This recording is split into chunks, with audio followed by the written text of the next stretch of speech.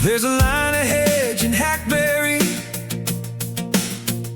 between my land and Martin's place. Neither one of us remembers planning it, but neither one of us would tear it out. Birds nest in the tangle every April.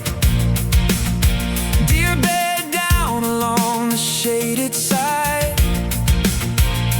It belongs to both of us, and neither the most honest thing on either property. Fencerow standing where the arguments would go, drawn in lines that both sides chose to grow. Not a wall, not a war, just an understanding rooted in the floor. Fencerow teaching me that borders don't have to be the end of being yours. Martin's politics would curl your hair, mine would probably curl his right back.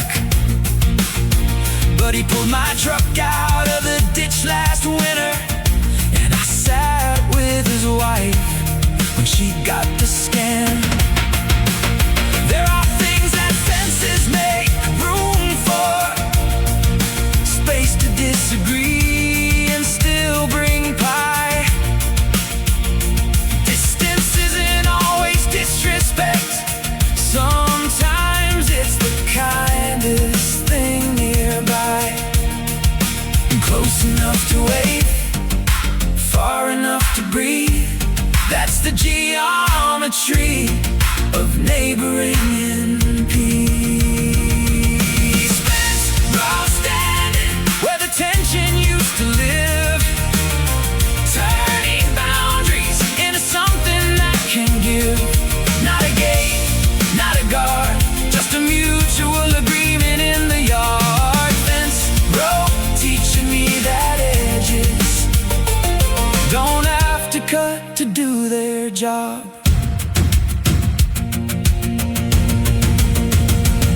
My daughter asked me why we don't tear it down, make one big yard and share the space.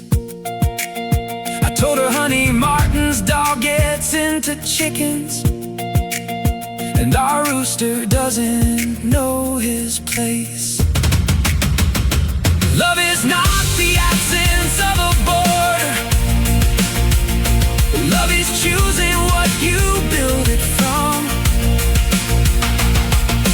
Wire rusts and concrete crumbles, but a living fence keeps getting strong. Somewhere we decided separation was the enemy of grace, but the oldest trees along this Fencerow grew because they had their space. Root systems touching underground, where nobody has to see, connected in the dark and quiet, the way the best things tend to be. Hackberry and hedge, bird nest on the edge, line between your world and mine, growing all the time.